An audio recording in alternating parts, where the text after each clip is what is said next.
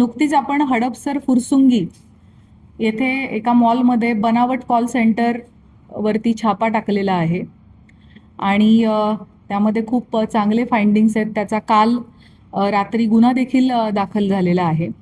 So या अनुषंगाने आपल्याला एकूण 3 ठिकाणी 120 लोकांकरवी असा गैरप्रकार सुरू होता आणि एक कॉल सेंटर चालवलं जात होतं आणि या कॉल सेंटरच्या माध्यमातून म्हणजे बनावट ऑनलाईन गेमिंग वेबसाईट बनवण्यात आलेल्या होत्या. या कॉल सेंटरवरून वेगवेगळ्या नागरिकांना फोन जात होते आणि त्या फोन कॉल्सवरती त्यांना पैसे जिंकण्याचा आमिष दाखवून या लोकांकडून पैसे उकळले जात होते. Apex achievers, JKL India solutions अशा नावानं हे कॉल सेंटर सुरू होते, जेणेकरून बाहेरून पाहणाऱ्या कुणालाही असे फेक कॉल सेंटर चाललेत याची कुठलीही कल्पना येऊ नये. आणि काही मायनर मुलं आणि साधारणतः 20 ते 25 वयोगटातल्या मुलांच्या माध्यमातून हे सगळं कॉल सेंटर चालवण्यात आलेलं होतं. ही जी कारवाई छापा कारवाई जी आहे याच्यामध्ये 120 संगणक, अनेक हार्ड डिस्क, मोबाईल फोन्स, कागदपत्र आणि इतर तांत्रिक पुरावे जप्त करण्यात आलेले आहेत. आत्तापर्यंत एकूण 2 आरोपितांना अटक करण्यात आलेली आहे आणि इतर आणखी कुणाची इन्व्हॉल्वमेंट आहे याच्या संदर्भाने देखील चौकशी सुरू आहे. आत्तापर्यंत या 2 आरोपितांच्याकडून एकूण 18-18.5 लाख रुपयांपर्यंत कॅश रक्कम जप्त करण्यात आलेली आहे. त्याच पद्धतीने जवळपास 690 ग्रॅम गोल्ड जप्त करण्यात आलेलं आहे आणि जवळपास 2.5 किलो चांदी जप्त करण्यात आलेली आहे. सो याच्या बाबतीमध्ये मुंडवा सिनियर PI स्मिता वासनिक यांच्याकडे ही माहिती प्राप्त होती की असं काहीतरी गैरप्रकार या भागामध्ये सुरू आहे आणि जवळपास 15 दिवस त्याच्या इंटेलिजन्सवरती त्यांनी काम केलेलं आहे. ही माहिती व्हेरीफाय केलेली आहे आणि ही माहिती पूर्णपणे खात्री पटल्यानंतर की हो या ठिकाणी अशा पद्धतीचं कॉल सेंटर चालतंय, इतक्या मोठ्या प्रमाणात प्रत्येक दिवशी तिथे हे जे 120 जण तिथून कॉल सेंटरमध्ये काम करत होते, यातली प्रत्येक व्यक्ती प्रत्येक दिवशी 200 ते 250 लोकांसोबत संपर्कात होती आणि त्यांना या ऑनलाईन गेमिंगच्या जाळ्यात ओढण्याचा प्रयत्न करत होती आणि त्यांना हे आमिष दाखवून त्यांच्याकडून मोठ्या प्रमाणामध्ये पैसा हा लाटला जात होता. आणि जी मुलं कॉल करता आहेत त्यांना अगदी नीड टू नो बेसिसवरती माहिती, हे जे खरे चालक आहेत ते फक्त त्यांना ठराविकच माहिती या मुलांना पुरवत होते. त्यामुळे साक्षीदार म्हणून या सगळ्या मुलांचे स्टेटमेंट्स घेण्याचं काम पोलीस स्टेशनमध्ये सुरू आहे.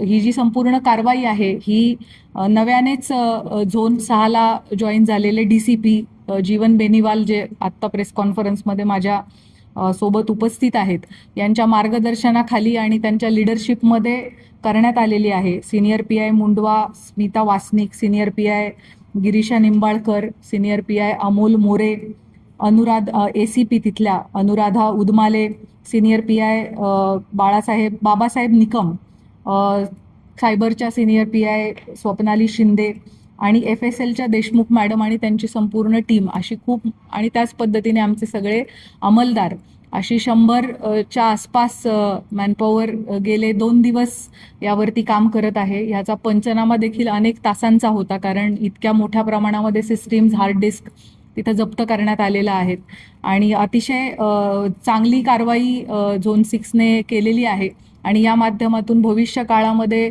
लाखो लोकांची फसवणूक याद्वारे झाली असती किंवा अनेक लोकांचे पैसे उकळले गेले असते. अनेक लोकांना ऑनलाईन गेमिंगचा अतिशय रिस्की असलेला छंद किंवा व्यसन लागू शकलं असतं, परंतु या कारवाईमुळे हे सगळं आपल्याला थांबवता आलेलं आहे.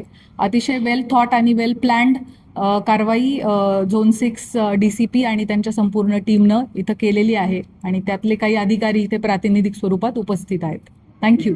याच्यामध्ये एक बेकायदेशीर पिस्टल आणि 6 जिवंत राऊंड देखील सापडलेले आहेत. त्याच्याविषयी आपण अधिक माहिती घेतोय. हे जे पिस्टल आहे हे कंट्री मेड नाही आहे, हे कंपनी मेड पिस्टल आहे आणि त्याचं पूर्वी लायसन्स मिळवण्यात आलेलं आहे, मात्र ते रिन्यू करण्यात आलेलं नाही. त्यामुळे ते जे बाळगलेलं आहे जवळ ते बेकायदेशीरच बाळगलेलं आहे आणि अर्थात त्यामुळे ते सेक्शन सुद्धा या केसमध्ये अट्रॅक्ट झालेले आहेत. ती माहिती काढणं सुरू आहे, कारण हे कॉल सेंटर एक्झॅक्ट कधी सुरू झालं, आतापर्यंत किती लोकांना कॉल करण्यात आले, त्यापैकी किती लोक या जाळ्यामध्ये ओढले गेले आणि किती रुपयांची त्यांची फसवणूक झाली, हे सगळं काढणं हा तपासाचा भाग आहे आणि ते काम सध्या सुरू आहे. महाराष्ट्राच्या बाहेर देखील हे कॉल्स गेलेले असण्याची शक्यता नाकारता येत नाही, कारण आतापर्यंतच्या तपासात जे आपल्याला कळतंय की काही वेबसाईट्सवरून नंबर्स हे घेतले जात होते आणि त्या नंबर्सवर कॉल केले जात होते. त्यामुळे ज्या वेगवेगळ्या गेमिंग ॲप्सवरून हे नंबर मिळवण्यात आलेले आहेत आणि मग त्यांना या ॲपमध्ये फसवण्यासाठी कॉल करण्यात आलेले आहेत. सो हे नंबर्स महाराष्ट्राच्या बाहेरचे सुद्धा असण्याची शक्यता आहे.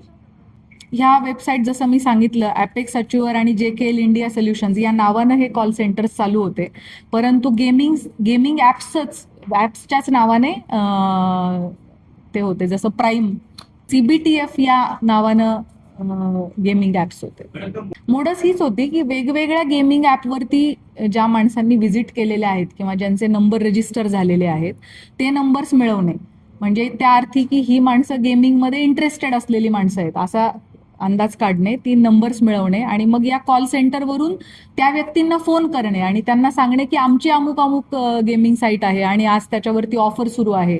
आज जर तुम्ही 500 रुपये इथे डिपॉझिट करून स्वतःला एनरोल केलं तर त्याच्यावर तुम्हाला 3% डिस्काउंट मिळेल आणि तुम्हाला इतकी अतिरिक्त रक्कम खेळण्यासाठी मिळेल. अशा रीतीनं त्याला भाग पाडणे की त्यांनी तिथे एनरोल झालं पाहिजे, त्याचं रजिस्ट्रेशन झालं पाहिजे, त्याने पैसा डिपॉझिट केला पाहिजे आणि त्यांनी त्या गेमिंग ॲपचा भाग झालं पाहिजे.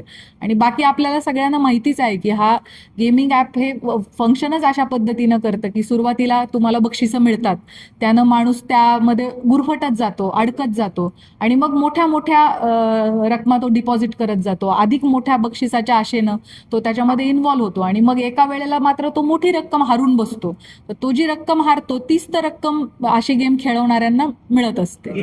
तेच नंबर त्यांनी वेगवेगळ्या गेमिंग ॲप्सकडून मिळवलेले आहेत. म्हणजे जसं आपल्याला बऱ्याच फ्रॉड्समध्ये दिसतं की त्यांच्याकडे ऑलरेडी काही प्रमाणात डेटा असतो, सो डेटा थेफ्ट सुद्धा यामध्ये झालेला असण्याची संभावना आहे. त्यांना हा डेटा कुठून मिळाला याची प्रथमदर्शनी माहिती ही मिळते की इतर गेमिंग ॲप्स मधून त्यांना हा डेटा मिळालेला आहे, पण अधिक कुठल्या माध्यमातून तो मिळालेला असेल ह्याचा आपण तपास करत आहोत. त्याचा तपास सुरू आहे. जसं मी तुम्हाला सांगितलं की याचा सोर्स काय, तो प्रथमदर्शनी सोर्स आपल्याला काय दिसतोय हे मी तुम्हाला सांगितलं आणि अधिकचा तपास सुरू आहे. आता सद्यस्थितीत आपल्याला 2 आरोपी आपण अटक केलेले आहेत आणि इतर आरोपितांच्या बाबतीमध्ये त्यांचा काय रोल आहे आणि अधिक त्याच्यामध्ये कोण इन्व्हॉल्ड आहे याची आपल्याला माहिती घेणं सुरू आहे. हे 2 आरोपी जे आपण अटक केलेत हे पुण्यातले आहेत. त्यामध्ये प्रथमदर्शनी आपल्याला जे दिसतंय, जे मी मगाशी पण सांगितलं की या कॉल सेंटरमध्ये काम करणारी जी मुलं आहेत त्या मुलांना 17 ते 20-22 हजार रुपये पगारापर्यंत वेगवेगळ्या पगारावरती ही मुलं काम करतात आणि त्यांच्याकडे असलेली माहिती ही मर्यादित आहे. त्यामुळे त्यांचा या म्हणजे ह्या क्राईममध्ये काही रोल आहे का, की त्यांनी अजाणतेपणी त्यांनी त्या कॉल सेंटरमध्ये काम केलंय, हा तपासाचा भाग आहे. पण प्रथमदर्शनी त्यांना आपण साक्षीदार म्हणून त्यांच्या साक्षी आता नोंदवत आहोत. आतापर्यंत जे 2 आरोपी अटक आहेत त्यांच्या कुठलीही गुन्हेगारी पार्श्वभूमी नाहीये, आपण शोध घेतोय. फसवले जे गेलेले आहेत ना त्याची माहिती आपण संकलित करतोय, त्यामुळे त्यांचे अजूनपर्यंत आपल्याला सापडलं नाही. मी जो वयोगट सांगत आहे तो वयोगट तिथं काम करणाऱ्या मुलांचा आहे. ती माहिती आपण घेतोय कारण ही संख्या खूप मोठी आहे. त्याच्यावर आता सद्यस्थितीत असलेल्या माहितीवरती भाष्य करणं योग्य राहणार नाही. त्याची माहिती आपण संकलित करतो.